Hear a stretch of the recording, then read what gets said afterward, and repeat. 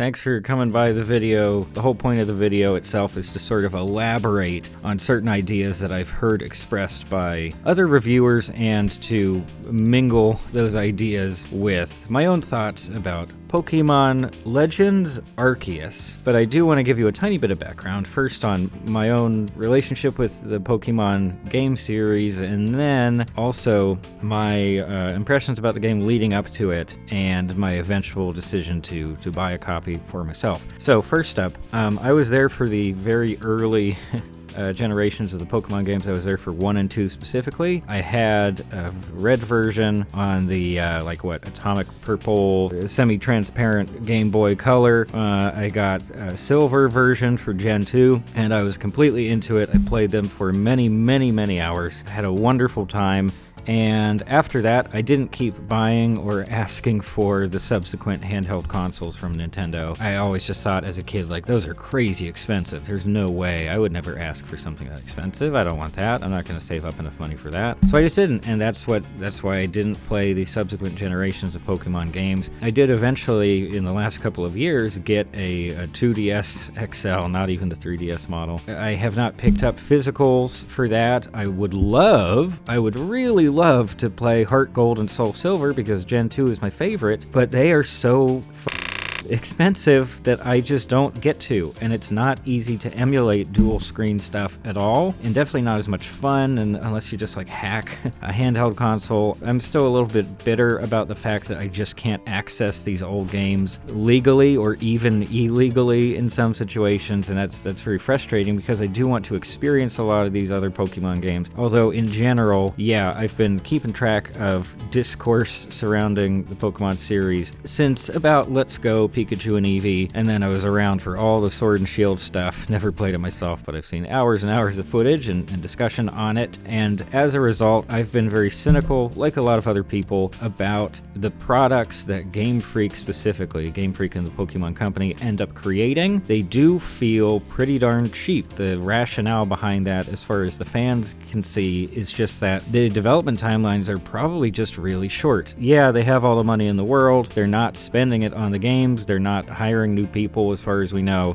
Certainly not on the scale that you would expect from the largest or the most profitable video game franchise or multimedia franchise, I guess, at this point. So yeah, because of all that, I thought Arceus and all the trailers and stuff looked extremely ugly, and I expected the gameplay to also be bad, even though that core idea did seem appealing. Was very negative about it right up until release. Then we started getting those early impressions and reviews. People were saying very positive things about it. I just straight up didn't believe them, and I was still very cynical about it, but eventually I reached a point of just thinking, okay, well, it's one of two results. Either I get it and I'm validated and it's not very good and I can sell off the physical copy for most of what I paid, or I'm completely wrong, and I'm wrong in the best way, because then I get to have a magical Pokemon adventure, which is what I've wanted in my heart of hearts since I was a tiny child playing on the Game Boy Color. Arceus, now that I've gotten it, I was going to make a video after I'd played about 5-6 hours. Trashed that idea.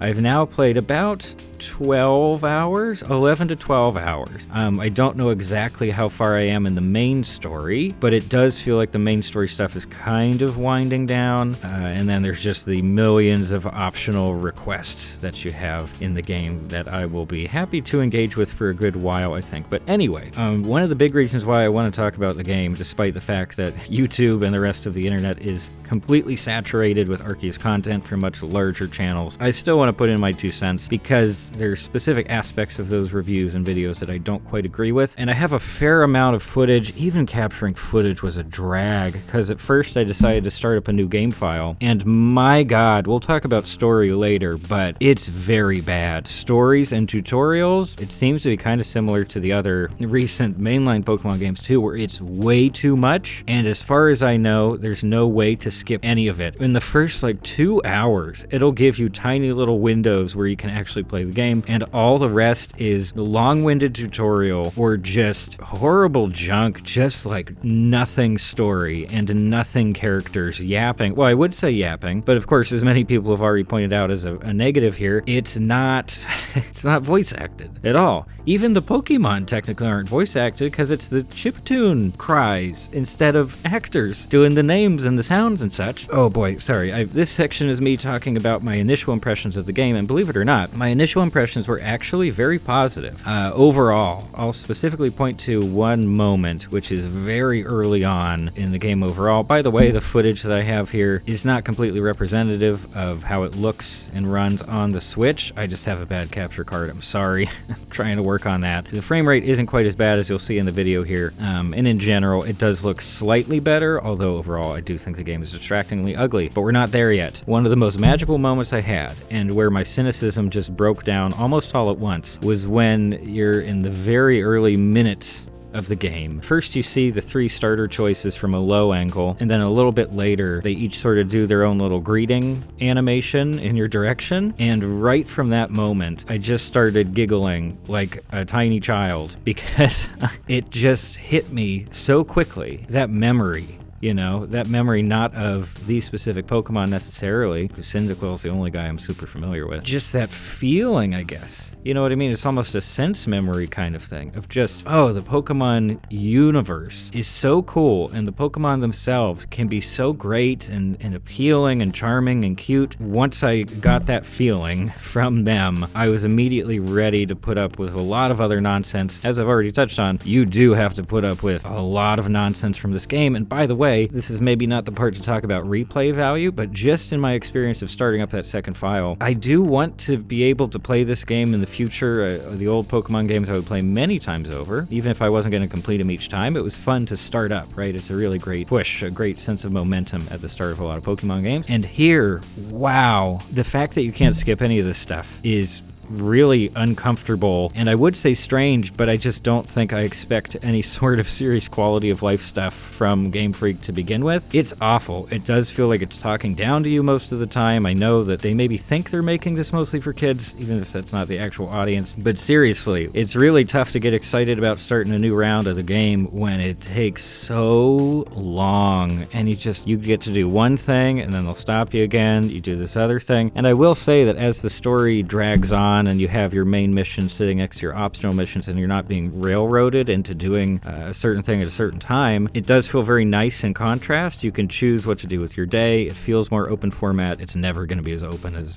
Breath of the Wild or something like that, but you still do feel like you have options. And I even just had to force myself to stay away from the main missions because either I wanted to train a little bit, get some more experience, catch more Pokemon, all that kind of stuff. And in general, I just wanted to savor the experience. To sum up that little bit there, initial impressions were very positive, and I would say after the first couple days of playing, I had become like a pretty vocal supporter of the game. I was talking to friends about it and really talking it up and saying, oh no, it actually is pretty good. It really does have some of the magic and the excitement that I've been looking for from Pokemon in general. I wondered if that was just like a honeymoon phase thing, if that was going to sort of fade over time, or if the game would be able to maintain that energy. So far, again, I'm not quite finished with it yet, but I will say that it is very mixed, and I will even say that based on my experience, I think that as time goes on here, we're going to see more and more videos and more online discussion that's more balanced. We're going to get people giving a more removed take of the experience, because one of the best things Arceus has going for it is the sense of novelty. It's a brand new gameplay format, a handful of new mechanics for Pokemon battles, a more or less new way of catching Pokemon, you have a character to move around in 3D space all the time, etc. The nature of novelty is that it's temporary, right? It fades over time. And in this case, I do think that as people spend more and more time with the game, and as the memory of the game, that initial experience starts to fade a bit, we're going to get more people talking about the problems and focusing on the problems more seriously. And yes, the visual problems are probably the most surface level stuff that's the easiest to recognize, and it is being talked about quite a lot. But I do think beyond that, there are still some pretty bad issues here that make it a little bit upsetting that they won't just hand this license for like the full 3D Pokemon games to literally any other game studio on the planet. Clearly they have the resources, they're either not spending them or giving their teams enough time to really flesh stuff out. But in general, it does still feel very cheap. I know plenty of people felt the same way about Sword and Shield. I definitely feel it here. And there's a lot of stuff, especially when it comes to character animations or even Pokemon animations in some instances. Just the number of times where they cut away or they cut to black so that they just don't have to show whatever's happening. It always feels like the company's cheaping out on me. It feels, this is a strong word, but like it feels kind of disrespectful, actually. Just the fact that this was a big old full price game. Almost never buy those, maybe buy 2 of those a year. And I don't feel like they have delivered something that actually feels even completely finished, to be honest. Okay, sorry, I feel like I'm getting ahead of myself. Now I want to talk about, some of the issues that sort of crop up as I've played further into the game. Okay, let's just do it.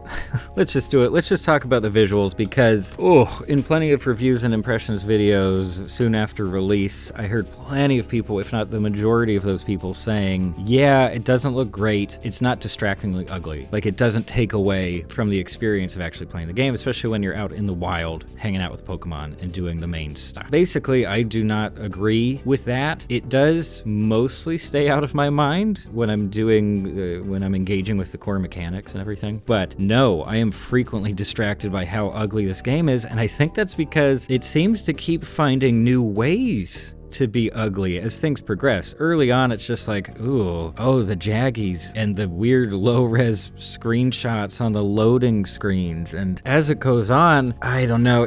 Watch the Digital Foundry video if you want an in-depth tech analysis thing, but there were some experiences I had here and visual quirks, let's say, that weren't even mentioned in that video, and I get it. They can't look at absolutely everything in the game from every angle and whatever. In their video, they mentioned some artifacting around your character when you're backlit in a cave, which is a very specific scenario, right? So maybe what wouldn't come up too often. I got that artifacting arguably even worse here, just next to some water. This is in one of I think it's like the 3rd zone. It's not against all water. You can be against certain parts of the ocean and it seems to be fine, but here it's really bad. This is not great. I do think this is the kind of thing they should maybe patch.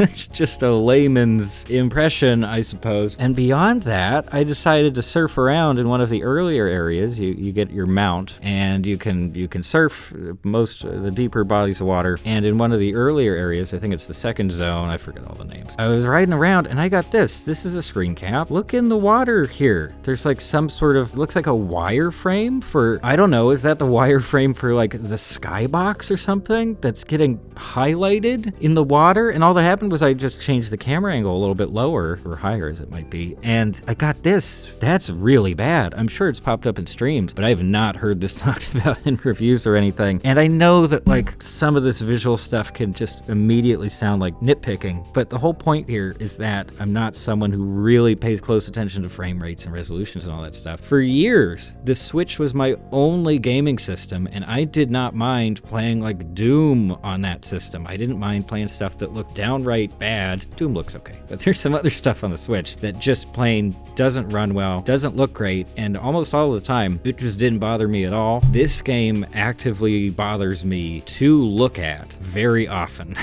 And the only time where I feel really okay with the visuals is when I'm just pretending that this is some weird, obscure Japanese game with, you know, a modest budget. It's almost an indie game, and this is the best they could do. Something like Trials of Mana, the remake, right? The 3D remake. It's something where you know they didn't have much budget, but they still pulled off something pretty impressive, even just visually. I would argue this game looks worse than the Trials of Mana remake, despite the fact that it comes from the biggest franchise. But here's the thing, it's not just the visuals. I think that's it tends to be the biggest complaint in reviews of the game. Even the more negative reviews, I think, tend to focus on the visuals as one of the worst parts. No, personally, I think there are genuinely some game design issues here too. It still really does end up feeling like some of the boring old Pokemon games at times. I don't know, just specific parts of battle, grinding. I would say a big thing is the general lack of variety that you get. You do get a decent number of Pokemon in each area, but they are weirdly like sectioned out. You'll maybe have 2 or 3 types in a general area ever at a time, and then maybe some of them switch out at nighttime versus daytime. But other than that, it's like, oh, here's a few here, and then if you walk over here, there's 2 of these kind, etc., etc. And then every once in a while, you get one of the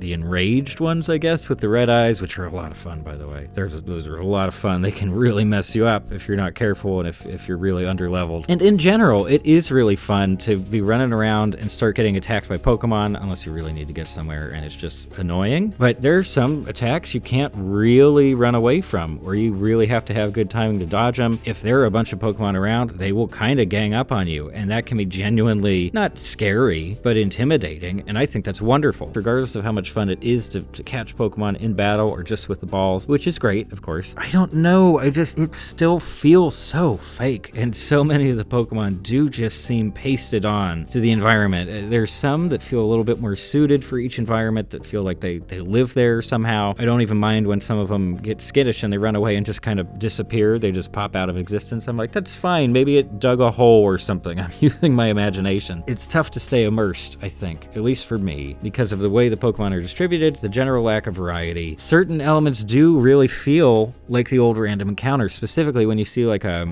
mineral deposit wiggle or a tree wiggle, means there's a Pokemon in there. Like the old headbutting of trees, sometimes there's a Pokemon in there. So far, there's a tiny bit of variety with the mineral deposits. I think it's like Geodude or Graveler. How about that? Very surprising, right? And then in the trees, though, only Burmese or Burmese evolution every single time. I think I've done about 15 of those. I'm sure there's maybe one rare Pokemon that'll show up in berry trees, but haven't gotten it. And as a result, whenever I see a tree wiggling around, I'm just like, I'm good.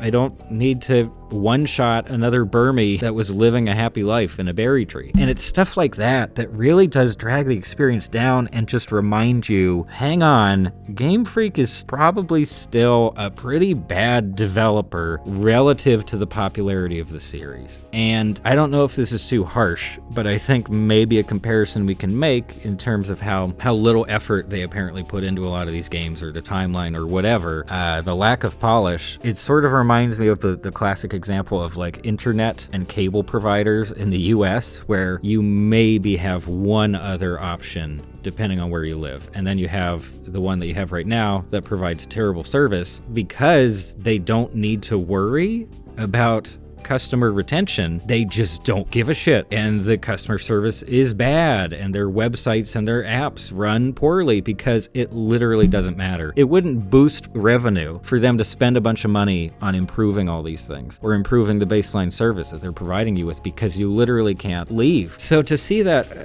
what is potentially a similar dynamic here with the Pokemon Company, where they're like, okay, well, if we spent another, I don't know, $10-20 million on this project, that would make it sell more. It might actually in the long run, and I kind of disagree with that really, cynical outlook, because people buy good games in droves, but you know what else they buy, regardless of quality, is Pokemon games. Basically anything with Pokemon branding, certainly the big hypey games that are in the mainline series or the bigger spin-offs like Arceus, they're gonna buy anyway. This game, I think, has already sold 6.5 million in a couple weeks. It will easily cross 10 million soon enough, I'm sure. They don't need to care. And it's frustrating for us, it's frustrating for people playing the stuff, because we would prefer something that feels like there was some effort and heart and real originality going into it. That's not what we got. And the final larger issue that started to annoy me more and more as I played further into the game is story. And honestly, I don't have much to say here. I won't elaborate too much because it's a very simple issue. The storytelling is nothing. Like, it is absolutely nothing. It is the most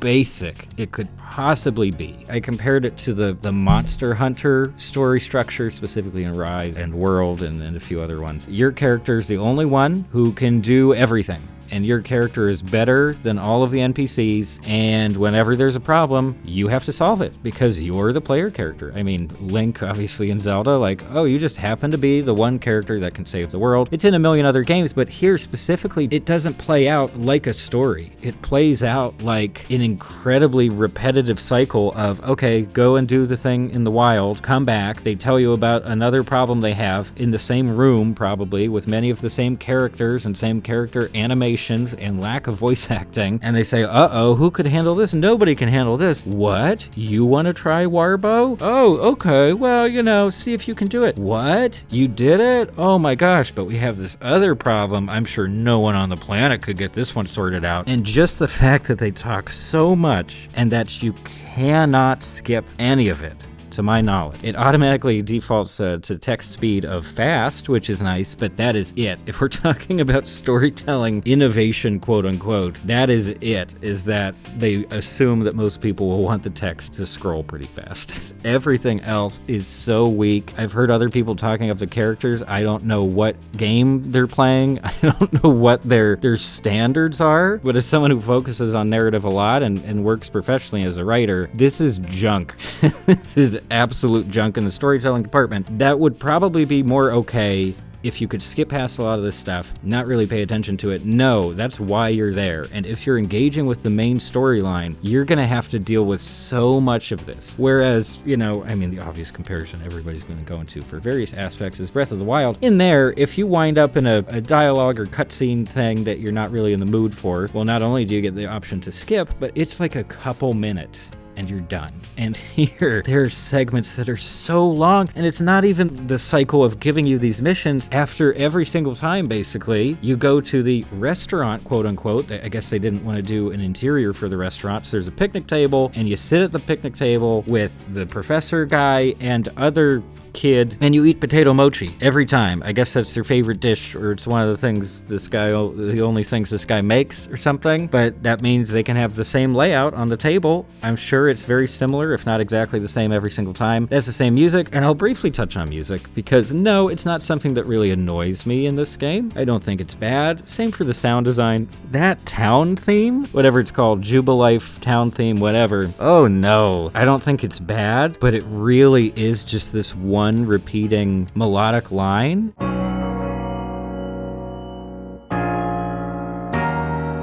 I think it's just that, and then there's like some pan flute that comes in later, which is fine, but like, wow, does it get old fast. It's not like ambient and unmelodic enough for you to just ignore it, and it's there all the time. I should probably just switch off the music, honestly, in the sound mix. I'm glad you have the option, but like, it's really not that great. And in terms of music for when you're out in the wild, early on, sometimes it'll feel very calm and quiet, incredibly reminiscent of Breath of the Wild at some points when you get the impressionistic piano stuff. But outside of that, every once in a while, you'll get like a suddenly loud, upbeat tune. They rarely feel like they fit any of the environments at all. It's very strange, or like they almost seem like they're gonna fit, but they just don't. That's a strange one for sure. No, it's not a terrible thing. It's not something that detracts from my enjoyment of the game. That was, visuals for sure, game design issues, and story is just distractingly bad. But despite the fact that I talked for so long about my complaints there, I do still enjoy the game, and I've been happy to pick it up just about every time. I'm worried about replay value, but what is here? There's some kernel here, some tiny bit of excitement, because there is magic in the gameplay at times, especially early on, or when you start to master some of those mechanics. Like, it does feel like you're having an adventure. It feels like, oh wait, this is presenting me with new problems, things I haven't had to think about before, exciting new opportunities that are enabled by this format, by the layout, by the 3D world and all that stuff. And just the Pokemon themselves. That's where I started out, was with, giggling at seeing these little Pokemon animations. It is so strong, even though they don't look all that great. The renders are fine. They're still very jaggy, of course, but like, you have the option to just kind of let your Pokemon out of their Pokeballs when you're out in the wild, and they can just kind of hang out. I haven't tried it in town. Maybe I should. And I have a few animations for interacting with you. Sometimes it's just the battle animations, but whatever.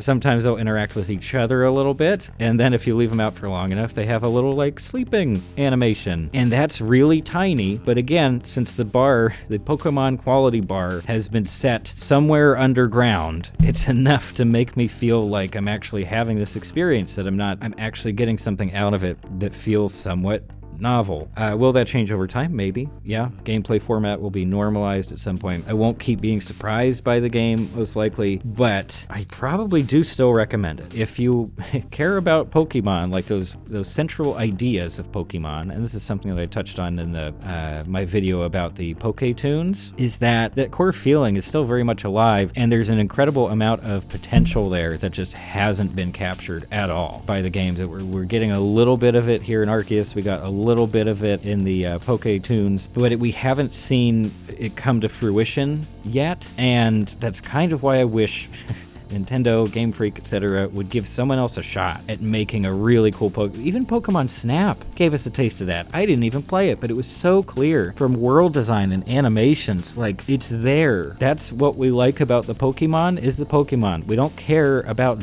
bad villain plots from a Saturday morning cartoon show, at least myself. It's so much about the Pokemon themselves and interacting with them and feeling like they're real. We've almost gotten it here in Arceus. Almost. And even that tiny bit has been more than enough to floor a lot of reviewers to give it a pretty darn good Metacritic rating. I'm still torn, and obviously I have a lot of complaints. I have a lot of criticisms of what's going on in Arceus. I've talked for a very long time, but I really wanted to communicate all of this. I'm sure there's other stuff I missed out on. As someone who fell away from Pokemon for such a long time, I did want to share my opinion and some of my experiences. I guess that's it. But yes, it is actually probably worth a buy if you're into Pokemon. And if the stuff that I've complained about bothers you too much, then no, don't worry about it. Just stay away from it. It's okay. Okay, wow, man, that was long, and I'm underneath a blanket, and it's like 89 degrees outside. Thank you so much for stopping by.